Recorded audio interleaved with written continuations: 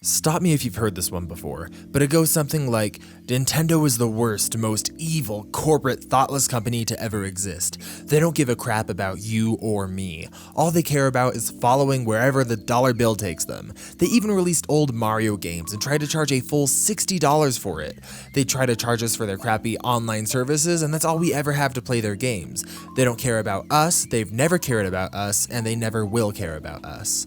On the flip side, you may have also heard something like, you all need to calm down. Nintendo is my childhood and they love each and every one of their fans. They change lives, create masterpieces, and anything that seems wrong on their end is just the result of a toxic community. The Nintendo community is full of awful, disloyal crybabies, and the Smash community is uniquely toxic, and you should all just shut up and enjoy Nintendo's products. Over the last few weeks online, those two radically charged statements have been hurled around the internet in discussion forums, YouTube videos, and from the mouths of the biggest influencers in the scene. But what's really going on here? In my experience, when you have two statements and two sides that are so radically charged, both of them tend to be wrong and the truth is somewhere in the middle. I've built my channel off of trying to find a middle ground in things, and I hope that that's kind of what I can do today in an attempt to figure out what's truly going on with Nintendo. I don't think that they're the literal embodiment of corporate greed, but I also don't think that they're totally innocent victims either. Let's break this down. Now, this all started a few weeks ago with a tournament called Big House. Now, in the Super Smash Bros. Melee community, Big House is a big name tournament. It's something that people look forward to for a long time. And unfortunately, with the current circumstances of the pandemic, it's been nearly impossible for Melee players to play together. With Smash Ultimate or other recent games, you have online matchmaking services, but with older games, you just don't get that. And so it seemed like Big House was something that just wouldn't happen this year, which of course isn't the end of the world, but it really is a sucky thing to add on to a sucky year. In the wake of this disappointment in the Melee community came a mod called Project Slippy. Now, Project Slippy is a code that works similar to an action replay, in that it changes the way that Melee works to incorporate a built-in online matchmaking system, using the GameCube emulator Dolphin. People come up with their own tag and get assigned a number, and then they're able to match with anyone across the world. And the real kicker is that this fan-made thing, created by one person, is streets ahead of anything that Nintendo's ever done for their online matchmaking. So it really invigorated the community because they thought, well, great, we can finally play together online with Melee, which is something we haven't been able to do reliably for a long time. And not only can we play online together, but the matchmaking is built into the game itself. It really was a game changer. All of this paved the road for Big House to take place, and the Melee community was really looking forward to it, and why wouldn't they? It's something you look forward to for a long time. That is, until Nintendo shut it down. This caused waves of outrage through the entire Nintendo community, all radiating from the Super Smash Bros. Melee community. Now, the reason that Nintendo cited for shutting this all down is that the game was being played off of illegal copies downloaded from online and played on emulators. And being honest, I've heard a lot of people in the Melee community saying things like, well, you have no way of knowing we get them illegally. For all you know, each and every one of us burn our own ISO and play off of that. But from my experience in the Melee community, that honestly isn't the case. But regardless of where these ISOs come from, it left the community incredibly charged, incredibly outraged, and something was about to happen. It was shortly after that you could begin to see the hashtag #FreeMelee begin to circulate around the internet. All of the top Smash players were tweeting it out. You had Nintendo influencers who don't necessarily even talk about Smash tweeting it out. And this all culminated when a Splatoon tournament was about to be streamed, and some of the teams within started taking names in solitude with Melee. Things like Free Melee or Let Melee Play, things like that. And then the Splatoon stream was shut down, and this only made people more and more angry. It was coming off as Nintendo doing everything they can to separate themselves from the Melee community and take down anyone who wants to even talk about it. All of these different accusations and issues with Nintendo started to be brought to the limelight. Now more than ever, I just see so much outrage against Nintendo, and it's honestly kind of unprecedented the level that I've seen this. And I understand it, at face value, this seems awful. But why is it this way? Is it really the case that Nintendo is just sitting there like Scar peering down at Mufasa about to kill the Melee community and relishing every minute of it with an evil smile across their face as dollar bills fly behind their back? I don't think so. There's more than one side to every story, and I think it's time that we get some more voices in the community talking about this from a more moderated approach. Let's go back to those tournaments. Now, Project Slippy, as I said, was a fantastic thing for the Melee community, and it was a better service than anything that Nintendo had ever provided for the Melee community. It was a fantastic fan creation that showed a ton of passion for one of their games. So why would Nintendo shut that down?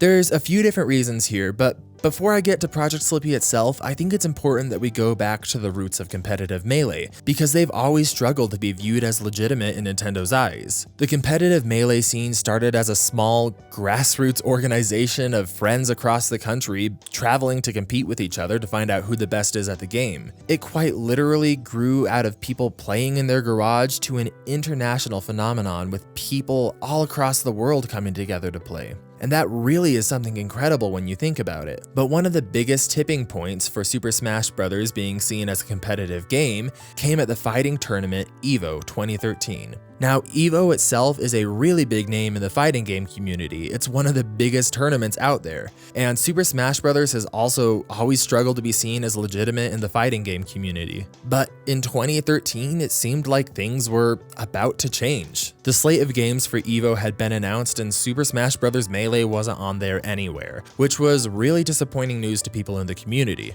But EVO, noticing that there were a lot of fans who wanted their games to be played at the tournament, decided to run a charity contest. Whoever could raise the most money to donate to a charity in a certain amount of time would be able to have their game played at EVO. And after a tough battle with a few other franchises, specifically Skullgirls, Super Smash Bros. Melee came out on top, making over $100,000, which is a crazy achievement, and it just shows the passion of these fans wanting to get their game played. And it seemed like Melee was finally going to get its chance to be played competitively on a big level when Nintendo tried to shut it down. Obviously, this is a bad look for Nintendo. I mean, they're coming to shut down a tournament after it raises over $100,000 to donate to charity. Why would they do something like this? Like, it's just so weird and seemingly wrong for a variety of different reasons. I think that there's a few interesting things to break down here that will hopefully shed a bit more light on Nintendo's actions. First off, EVO isn't just a meetup between fighting game enthusiasts,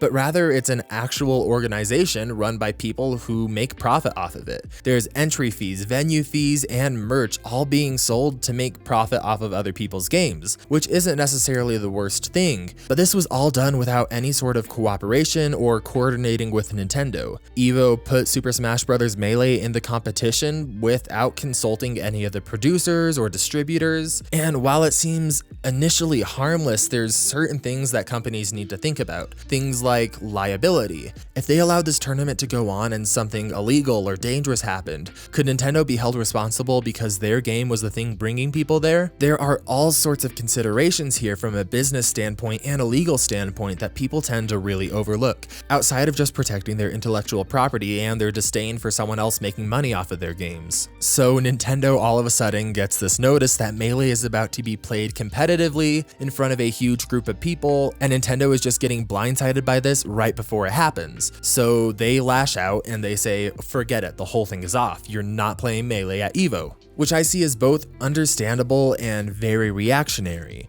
And this just struck the wrong chord with so many people in the gaming community, not even just the Nintendo community.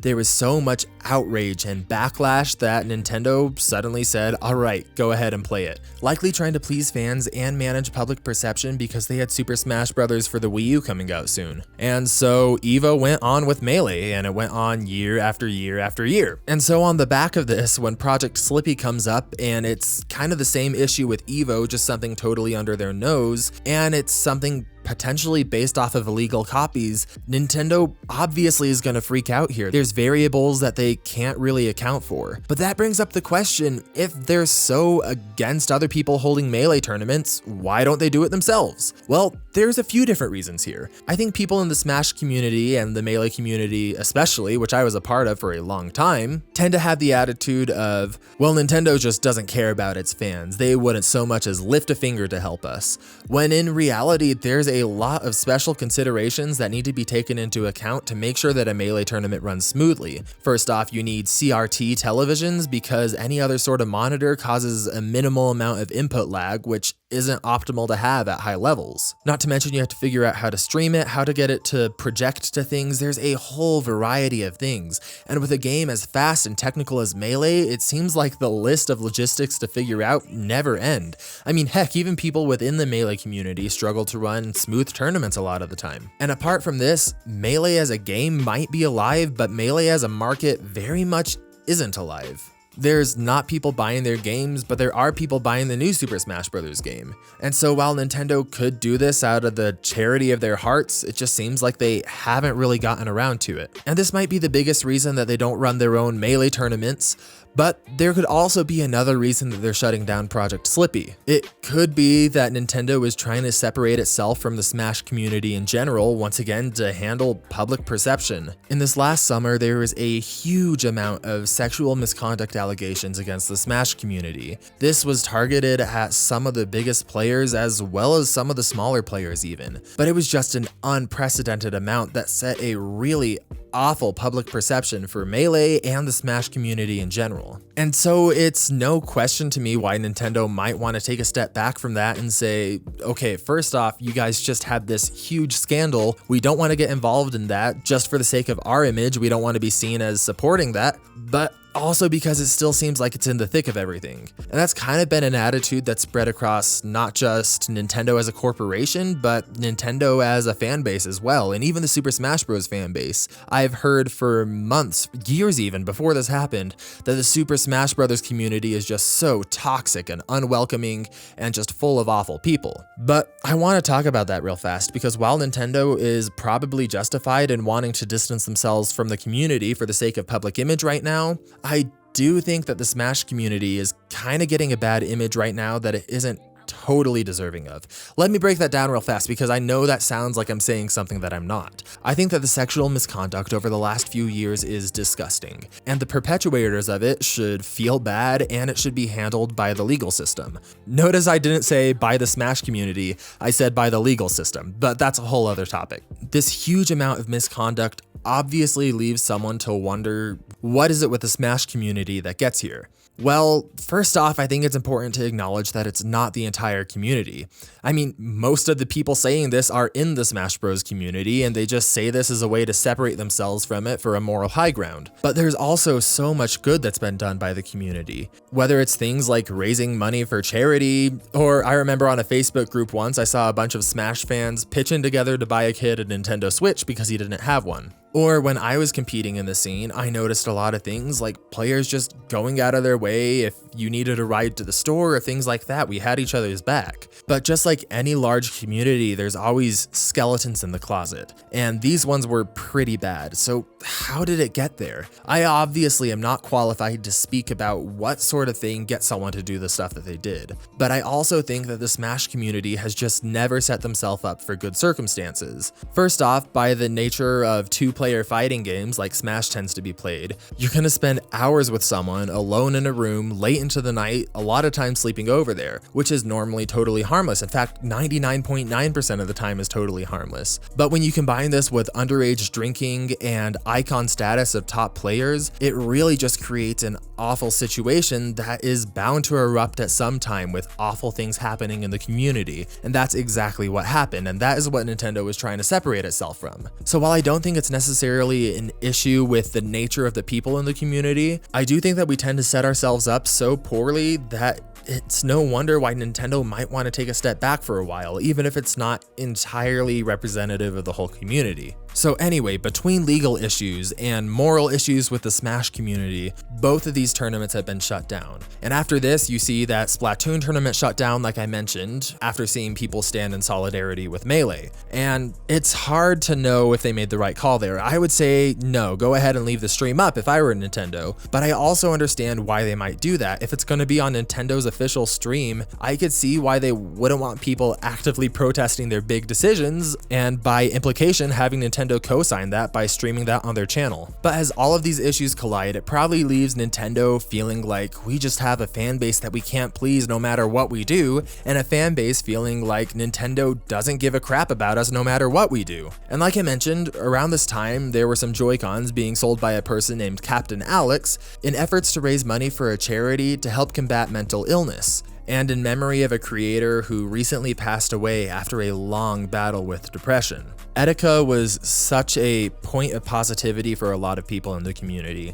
They would look at his reaction videos and just see this over-the-top personality that would bring a smile to their face. I mean, it's hard not to when you see these kinds of reactions that he had. He was also a really popular early creator in the African American community, which is a really big thing. Etika left a huge impact on people, and even after his passing, he continues to leave an impact on people. One of the big things associated with him was the phrase Joy-Con boys, and like I mentioned, in efforts to raise money for this charity, Captain Alex put Joy-Con boys on a controller and tried to make his own design for it, and the design looks awesome. He made a lot of money off of this, and based on documents that he's provided, he's donated thousands and thousands of dollars to this charity. But shortly after he started, he got a cease and desist from Nintendo, which once again just seems like an awful move. So why would Nintendo do this once again? Well, I think once again you need to look at their issue with controlling IP and liability. If you have someone doing something with your intellectual property and logos, it's really hard to have quality control and make sure everything with your logo is being handled in alignment with your brand. There are always legal hoops that you need to go through when trying to do this stuff. And if Captain Alex tried to get this officially approved by Nintendo, it could probably take years. But by using a charity around this, I think he had good intentions, but ended up using it as some sort of shield, where either Nintendo lets him keep his thing up or they're trying to take down a charity again. And that's a lose-lose situation for Nintendo. They ended up shutting down the sale. And I can't speak to whether or not I agree with that. I really do see both sides of the argument. But on top of this, there's just a lot of evidence that despite his good intentions, Captain Alex wasn't totally in the right here. He was using a dead person's name without originally consulting with the family. He was using a company's logo without having permission from that company, and what he was doing here wasn't right. And despite it happening months ago, it was brought forward around the same time as everything else to spark the outrage. But I think that we're hitting on a recurring theme. Nintendo feels a great need for control. Whether they're controlling who runs their tournaments and where, who creates their fan games, who creates merchandise for them, it gives off the impression that Nintendo wants fans to buy their games but not have a community around their games. And why is it like this? Because being totally frank and honest, as a fan, that sucks. You see other companies so supportive, so what's going on? Well, it all traces back to 1983. There was a huge crash in the video game market after people made a ton of crappy games for the Atari. And I know what you're thinking, isn't every game for the Atari crappy? Well, some of them were especially bad, like Steven Spielberg's E.T., which is widely considered the worst game of all time. After this and a huge saturation of other awful games, the market just crashed. But Nintendo, seeing this opportunity in the United States, shipped over their Famicom, calling it the Super Nintendo. But rather than keeping their vibrant colors from Japan, they tried to separate themselves as much as possible from the video game industry. They didn't sell their products in places like Toys R Us, but actually sold the Super Nintendo in electronics stores. They didn't use the word video game in any of their marketing, and if you look at the commercials, they almost never show the game. They showed like weird skits and stuff. But it worked. They separated themselves enough from the failing video game industry that people started to buy these consoles again, and they realized that Nintendo's games were super good, and it started to uptick the video game industry again and stop making video game a four-letter word. But along this rise came Nintendo's need to control quality, because if they started letting other people create bad games for their consoles, they'd run into the same problems as Atari or any of the other competitors, and they would lose that edge that they have and probably wouldn't have saved the video game industry. Since that point, Nintendo made it really hard for people to develop for their systems, and they had a special Nintendo quality seal that they had to put on games that they thought deserved it. And they're only recently starting to make it a lot easier for people to create games for them. And I don't know, to me, I really do understand where this need for control is coming from. I mean, it ties back to their history, that's how they got successful, but it really feels like they're just striving to stay alive in a time that they don't really need to work so hard. Video game production as a whole has gotten a lot better.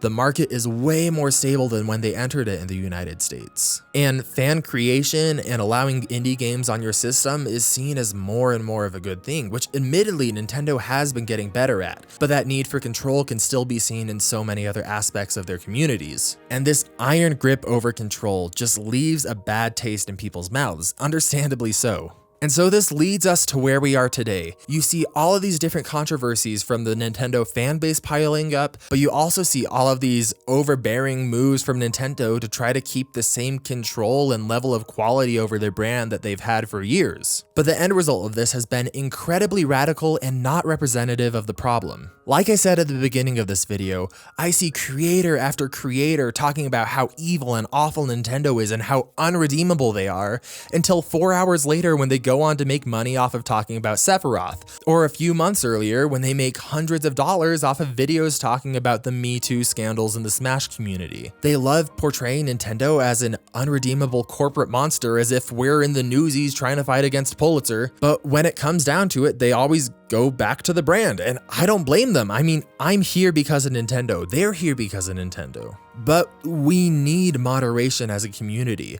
When you only represent one side of that story, it just gets more and more radical, and people start to believe more and more of what they hear until they convince themselves that there's a monster in front of them that's actually just been constructed from their own imagination and the charged words of their creators. There is a difference between bad people and bad things done by those people. There's a difference between evil corporations and bad calls. But it feels good to be angry. I get what they're doing. It feels good to rally around a cause and hear people on your side. And when you combine this with the tendency that the Smash community has to literally write people out as gods, it creates an echo chamber of anger and dissent and toxicity where everyone despises the very thing that lets us create these videos and play these games together. It's not as simple as Nintendo is the villain, and it's not as simple as the Smash community is a toxic, irredeemable mess. When it comes down to it, there's degrees, there's gray areas, there's legal issues, there's liabilities, there's fan relations, there's